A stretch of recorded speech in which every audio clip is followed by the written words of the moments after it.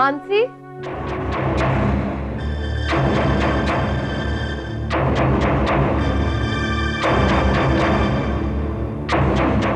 एक minute Mansi.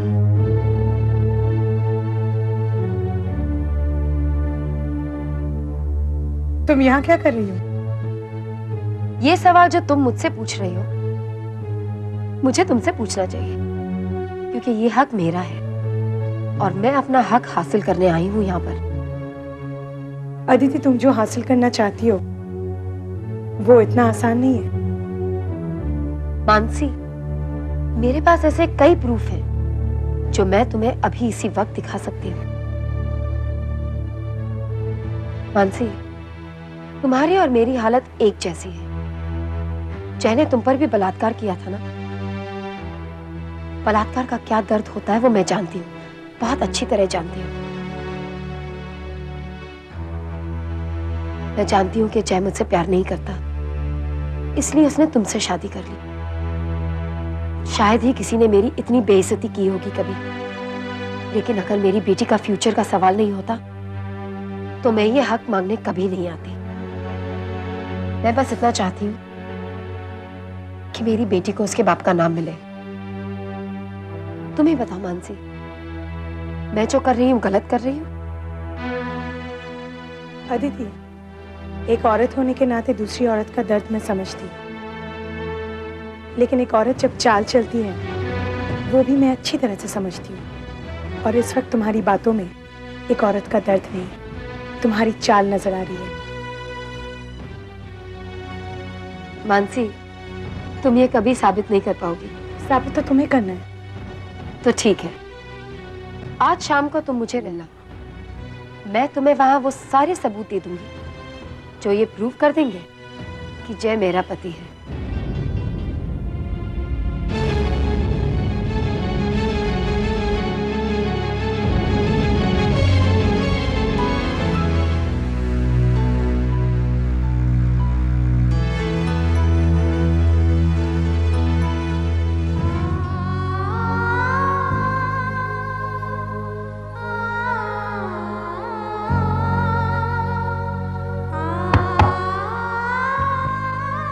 Come in.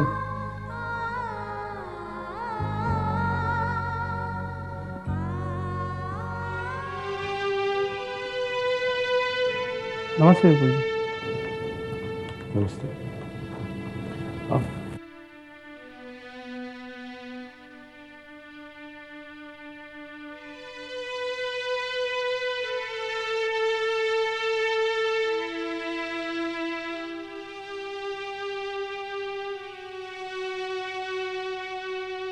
कैसे हैं आप जीजू? भैया बहुत अच्छे हैं और पहले से काफी सुखी भी है। कह देना अपनी दीदी से। क्षमा। बोलो यश, कैसे आना होगा? विपुल जी, ये जो कुछ भी हो रहा है अच्छा नहीं हो रहा है। केत की दीदी काफी परेशान है। देखो यश, प्रिया, मैं तुम दोनों की बहुत इज्जत करता हूं और मैं नहीं चाहता कि मेरी किसी भी बात का तुम लोगों को बुरा लगे। बेहतर होगा हम इस टॉपिक पे बात ही ना करें। चाय लेंगे आप लोग? जीजू प्लीज, आप अपना गुस्सा भूल जाइए और एक बार तो दीदी से बात करके देखिए। बिल्कुल नहीं, भैया उस गिरी हुई औरत के साथ कभी बात नहीं करेंगे। जीजू प्लीज, आप अपनी बहन से कह दीजिए कि दीदी के बारे में कुछ भी गलत ना कहे। एक बार नहीं 10 बार बोलूंगी, वो गिरी हुई औरत है, क्योंकि ये सच है। क्षमा। प्रिया की क्षमा। विपुल जी, आप ही की पत्नी को आप ही के सामने कोई भला बुरा कह रहा है और आप चुपचाप सुन रहे हैं। हाँ, क्योंकि क्षमा सही कह रही है।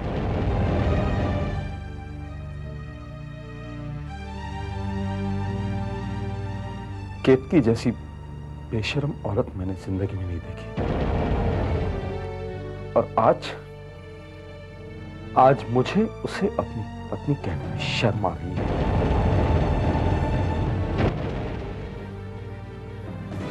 बस विपुल जी बस।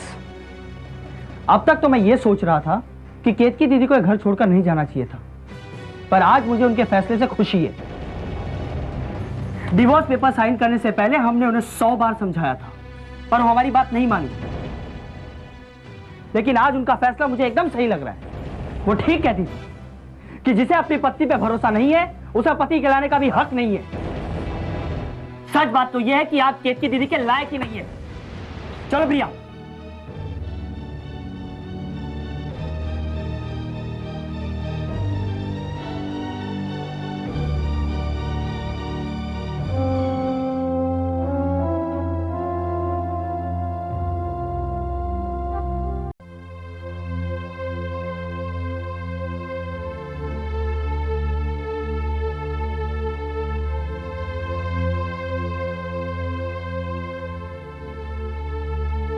दादी, आपने मुझे बुलाया?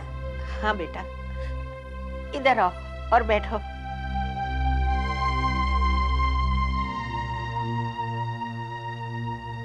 दादी, क्या बात है? आप रो रही है? इधर देखिए, क्या हुआ दादी? बताइए। बेटा, मैं कितनी खुश नसीब हूँ कि मेरे खानदान में तुम एक ऐसी बहू हो जो मेरे आंसुओं को बर्दाश्त नहीं कर सकती। और मैं उतनी ही बदनसीब हूँ कि उसी बहू के बहते हुए आंसुओं के लिए मैं कुछ भी नहीं कर सकती। आप ऐसी बातें क्यों कर रही है दादी? कोई बात नहीं बेटा, जाने दे। देखे जेन, कितने सालों से मैंने तुम्हारे लिए संभाल के रखी है कि जब तू मुझे मेरे खानदान के लिए वारिस दोगी तब मैं तुझे तोहफे में दूंगी। मैं जानती हूँ बेटा कि अदिति और उसकी बच्ची की वजह से तू काफी परेशान है। जय की वजह से भी तुम्हें बहुत दुख सहना पड़ा है, फिर भी तूने इस घर को कभी टूटने नहीं दिया। तुम्हारे होने से इस घर का माहौल अलग सा हो जाता है, पर फिर भी मैं तुम्हें दुखी नहीं देख सकती। ये सब मुझसे नहीं सहा जाता। इसीलिए मैं कहती हूँ कि अगर तू इस घर को छोड़ना चाहे तो तू घर छोड़कर जा सकती हो। जहाँ इंसान का दिल ना लगे वहाँ इंसान को नहीं रहना चाहिए, नहीं रहना चाहिए बेटे। जिस घर की दादी पोते की बहू के दुखी होने से दुखी हो, जिस घर की बुआ मेरी वजह से अपने सगे भाई का घर छोड़ने के लिए तैयार हो, जिस घर में मेरे मम्मी पापा जैसे सास ससुर हो, जिस घर में जय जैसा पति हो, जिसने हमेशा मेरा साथ दिया हो,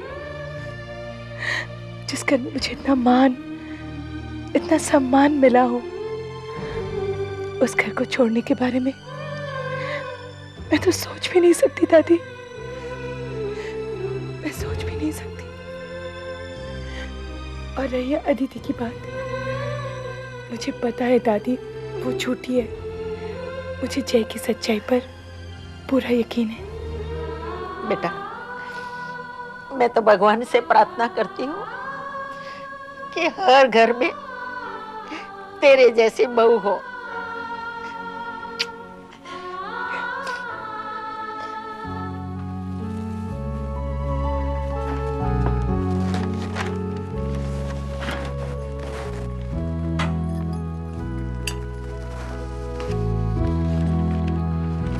जय आ गया लक्ष्मी?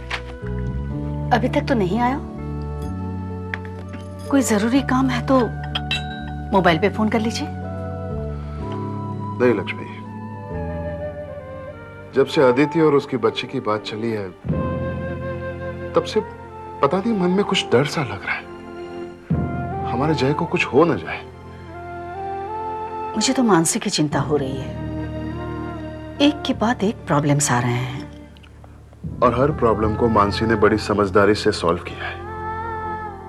लेकिन लक्ष्मी, इस बार मुझे मानसी की नहीं, हमारे जय की चिंता हो रही है।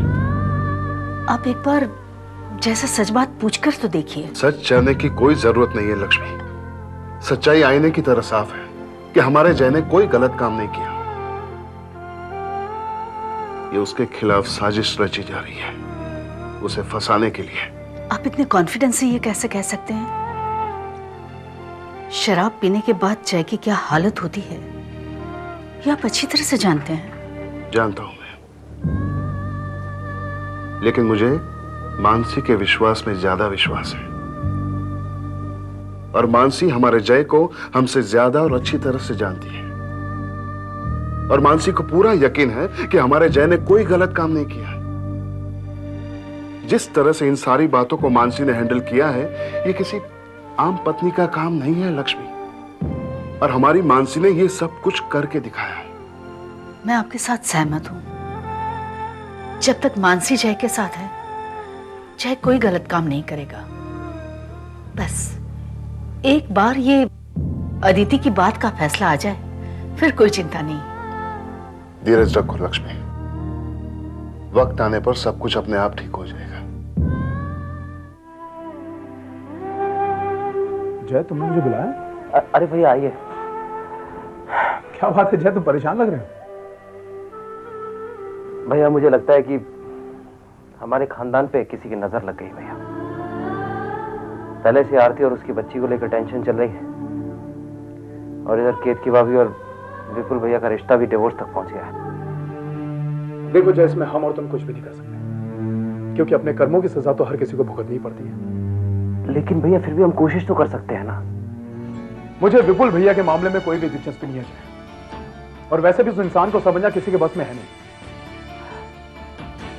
लेकिन भैया अगर इसी तरह हाथ पर हाथ धरे बैठे रहे तो पूरा का पूरा घर बिखर जाएगा भैया।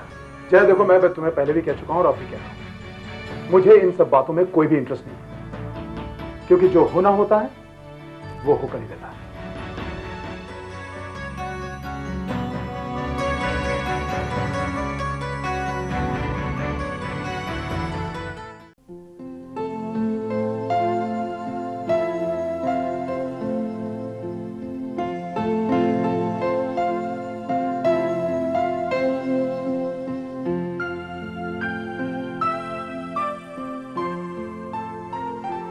प्रिया कहाँ है? यहीं है क्या कहीं? प्रिया? प्रिया यहाँ क्यों आएगी? तुम्हें पता नहीं कि प्रिया और यश यहीं पर मुंबई में सुबह मेरे ऑफिस में भी आए थे। मुंबई में? उसने तो मुझे फोन भी नहीं किया। क्यों आए थे? यश केत की दीदी के डिवोर्स पेपर्स लेकर आया है। क्या? हाँ, विपुल भैया ने केत की दीदी को डिवोर्स पेपर्स भेजे हैं। नहीं नहीं, ऐसा नहीं हो सकता है। मैं दीदी को समझाऊंगी। मैं दीदी को डिवोर्स पेपर्स पर साइन नहीं करने दूंगी। विपुल भाई ऐसा नहीं कर सकते। लेकिन केत की दीदी ऑलरेडी पेपर्स पर साइन कर चुके हैं, और यश बहुत ही जल्द वो पेपर्स विपुल भैया तक पहुंचा भी देगा। इतना सब कुछ हो गया और दीदी ने मुझे बताया भी नहीं। पता नहीं ये सब क्या हो रहा है। चलो मैं चल रही हूँ, मुझे देर हो रही है। पर तुम जा कर रही हो? मैं दीदी से मिलने जा रही हूँ। मानसी, कोई जरूरत नहीं वहां जाने की। बेफिजूल की चीज को बढ़ावा देने का फायदा क्या मानसी? और तुम तो जानती हो झूठी है वो। तुम वहां जाओगी वो और कोई चाल चलेगी। जी आज वो मुझे प्रूफ्स दिखाने वाली है। मानसी, कोई प्रूफ्स नहीं है, वो हमारे खिलाफ साजिश कर रही है बस। मैं जानती हूँ जय, इसलिए तो मैं जा रही हूँ, क्योंकि मैं जाऊंगी और वो मुझे कुछ नहीं दिखा सकेगी और सब कुछ साफ हो जाएगा। अच्छा ठीक है, फिर मैं भी तुम्हारे साथ चलता हूँ। नहीं जय, मैं अकेली ही जाऊंगी। मानसी, समझने की कोशिश करो, कोई प्रॉब्लम हो गई तो मैं ये नहीं देख सकूंगा। जय, हम दोनों के बीच कितने प्रॉब्लम्स थे, हमने वो सारी प्रॉब्लम सॉल्व किए ना। जय, तुम्हारी पत्नी इतनी भी कमजोर नहीं है कि इतनी सी प्रॉब्लम सुलझा ना सके। मैं चलती हूँ।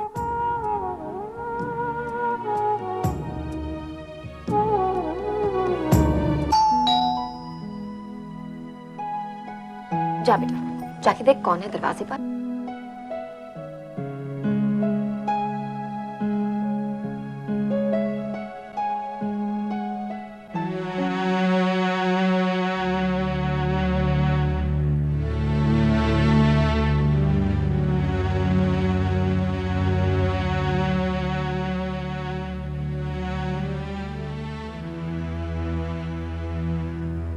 मानसी,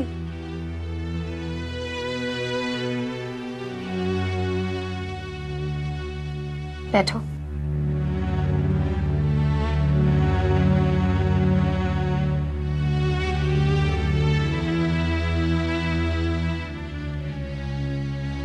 कुछ लोगी मानसी?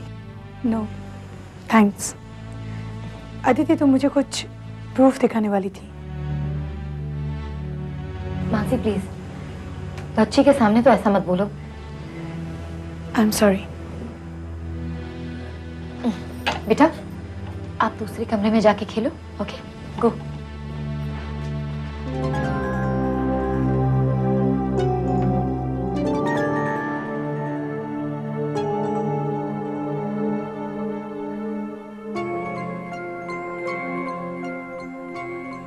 मानसी, मैं जो तुमसे कहने जा रही हूँ वो अदिति, मैं कच्चे दिल की नहीं हूं। सच सुनने की हिम्मत है मुझ में। तुम जो कहना चाहती हो कहो। मानसी, आज से ठीक 5 साल पहले जय अपना बर्थडे सेलिब्रेट करने के लिए अहमदाबाद आया था। वो होटल डायमंड रूम नंबर 304 में ठहरा था। मैं ये सब इसलिए जानती हूँ क्योंकि मैं वहां की लॉबी मैनेजर थी। Yes, that's true. उस दिन शराब के नशे में जय ने अपने कमरे को इतना मेसी कर दिया था कि लीडर उसका कंप्लेन लेकर मेरे पास आया था। जब मैं जय के कमरे में गई, उसने तभी मुझ पे जबरदस्ती की। जब जय को अपनी गलती का एहसास हुआ तो उसने मुझसे माफी भी मांगी और फिर उसी दिन हम लोगों ने कोर्ट में जाकर शादी कर ली।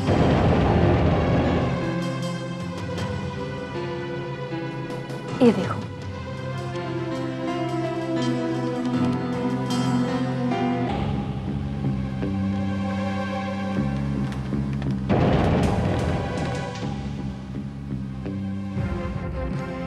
और ये जाली मैरिज सर्टिफिकेट दिखाकर तुम अपना हक मांग रही हो, राइट? अच्छी कहानी है। तुम राइटर क्यों नहीं बन जाती? मुझे पता था कि तुम मेरी बातों पर कभी विश्वास नहीं करोगी। I knew it. ये लो,